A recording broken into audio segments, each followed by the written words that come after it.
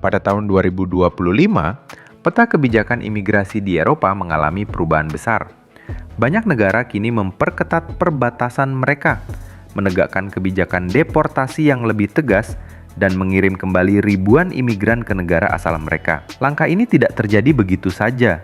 Tantangan ekonomi yang meningkat, tekanan politik dalam negeri, serta kekhawatiran terhadap keamanan nasional telah mendorong pemerintah di berbagai ibu kota Eropa untuk mengambil sikap lebih keras. Akibatnya, undang-undang baru diberlakukan untuk membatasi ruang gerak para migran tidak berdokumen dan pencari suaka, menjadikan proses untuk memperoleh izin tinggal jauh lebih sulit dibanding tahun-tahun sebelumnya.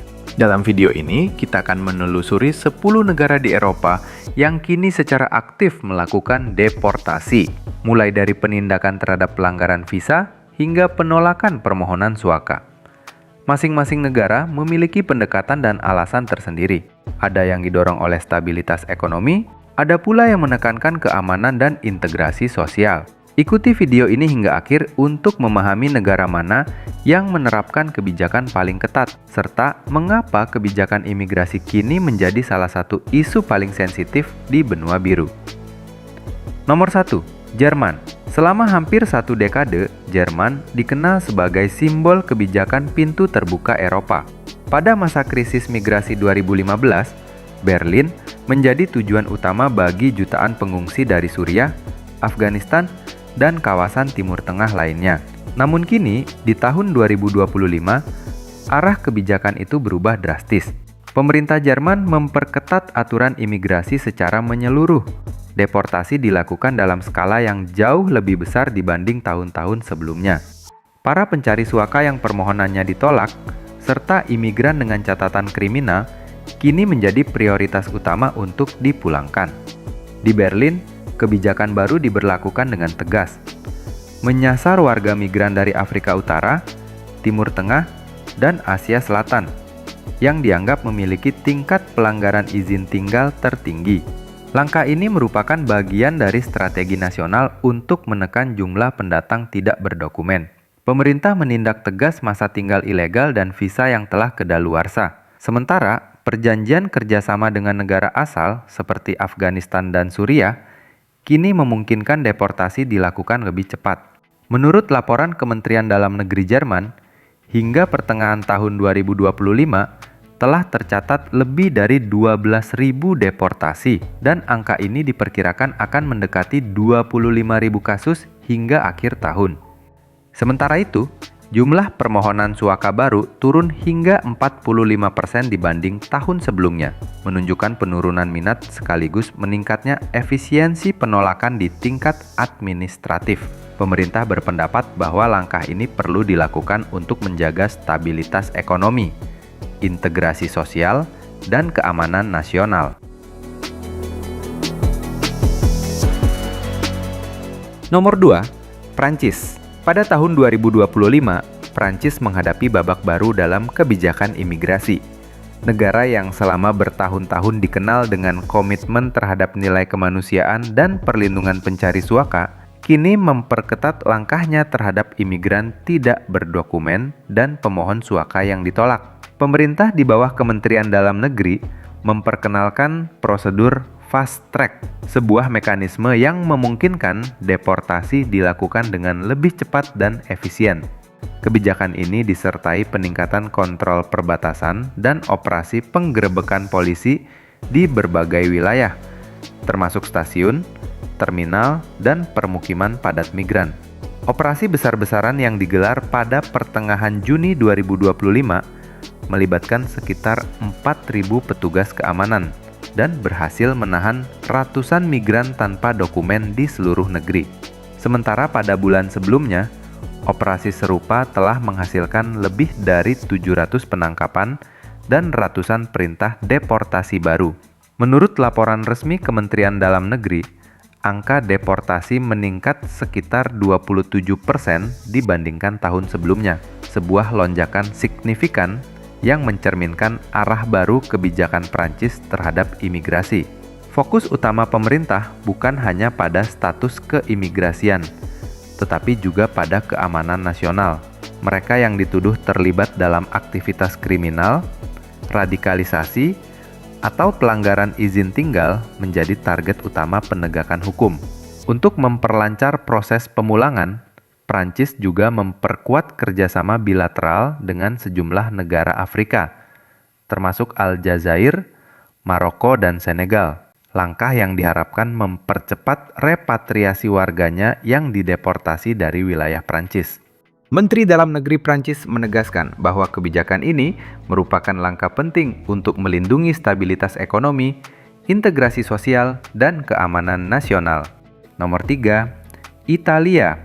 Pada tahun 2025, Italia menjadi pusat ketegangan baru dalam krisis migrasi Eropa. Setelah lonjakan kedatangan ke Lampedusa dan Sisilia, pemerintah di bawah Perdana Menteri Giorgia Meloni memperketat pengawasan dan mempercepat deportasi bagi migran tanpa status hukum yang sah.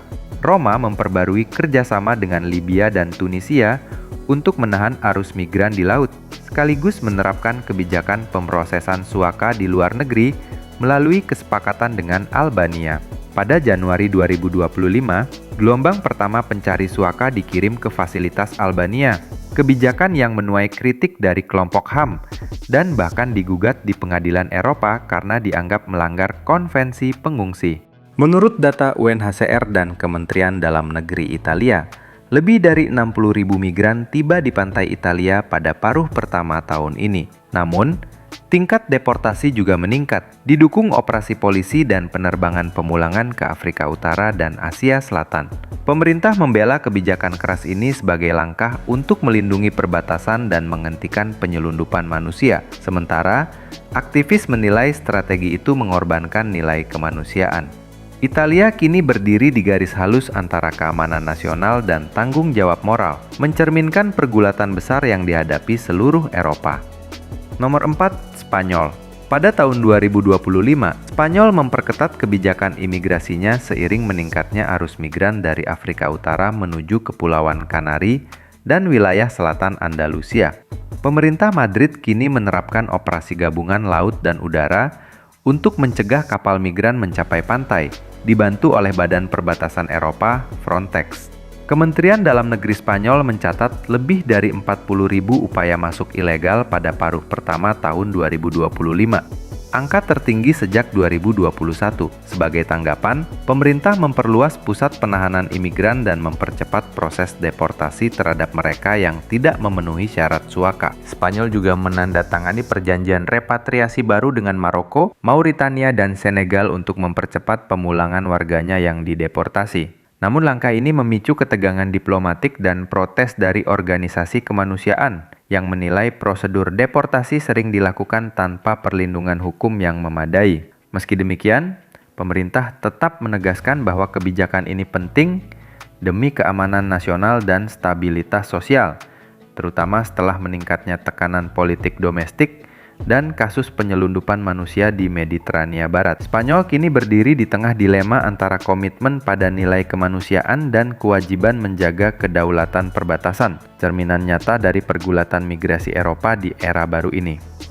Nomor 5, Inggris. Tahun 2025 menandai babak baru dalam kebijakan imigrasi Inggris. Pemerintahan di bawah Perdana Menteri Keir Starmer tetap mempertahankan garis keras terhadap imigrasi ilegal, meskipun dengan pendekatan yang lebih terukur dibanding era sebelumnya.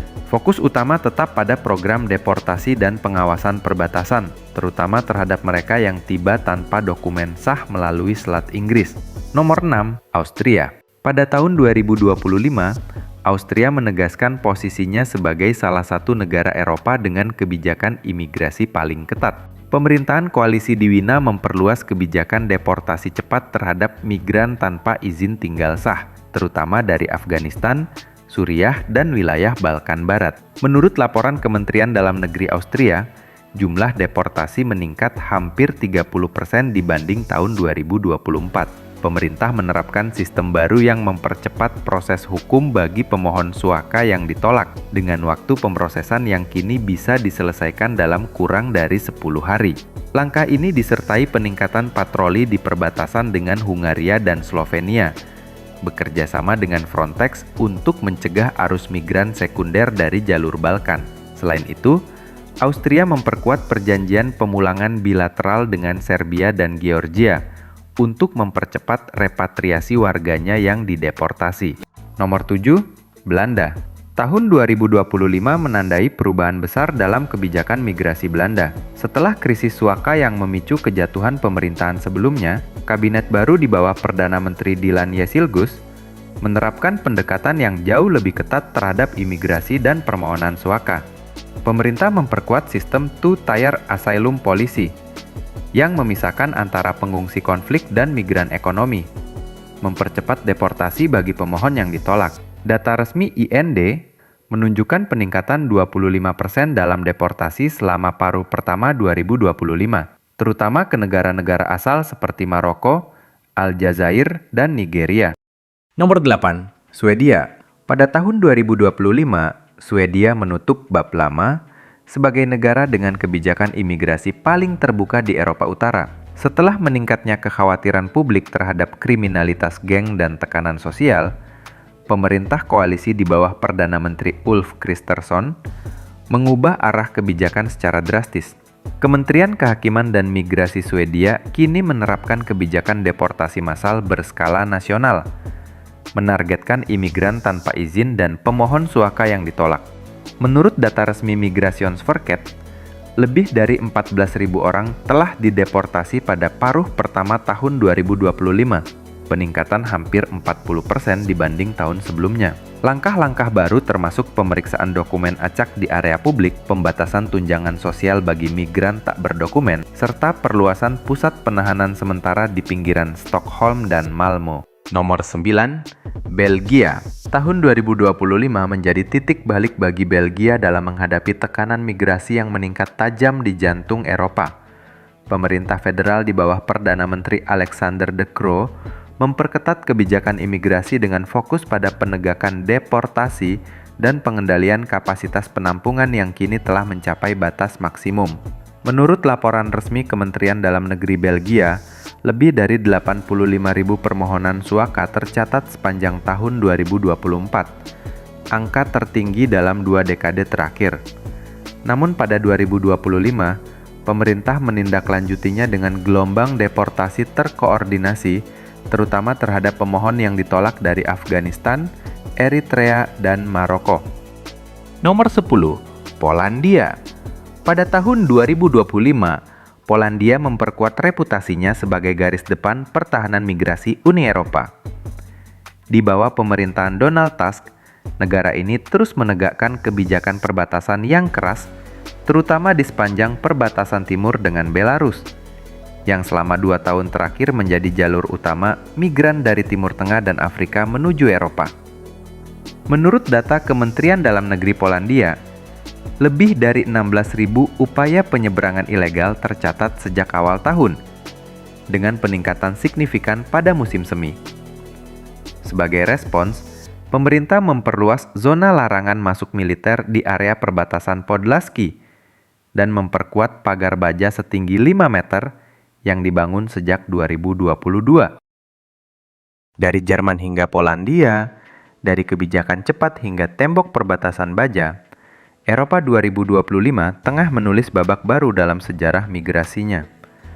Bagi sebagian pihak, langkah-langkah ini adalah bentuk perlindungan diri, menjaga stabilitas, keamanan, dan keseimbangan sosial di tengah arus globalisasi yang tak terkendali. Namun bagi yang lain, ini adalah tanda kemunduran moral, sebuah pergeseran dari nilai-nilai kemanusiaan yang selama ini menjadi fondasi benua biru. Antara kepentingan nasional dan solidaritas global, antara pagar perbatasan dan hak asasi manusia, Eropa kini berdiri di persimpangan sejarah. Pertanyaannya adalah, apakah benua yang dahulu membuka pintu bagi dunia, kini perlahan menutup hatinya sendiri? Beritahu kami pendapat Anda di kolom komentar di bawah ini.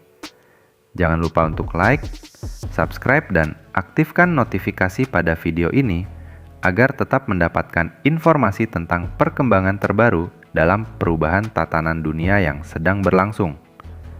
Terima kasih telah menonton dan sampai jumpa di video berikutnya.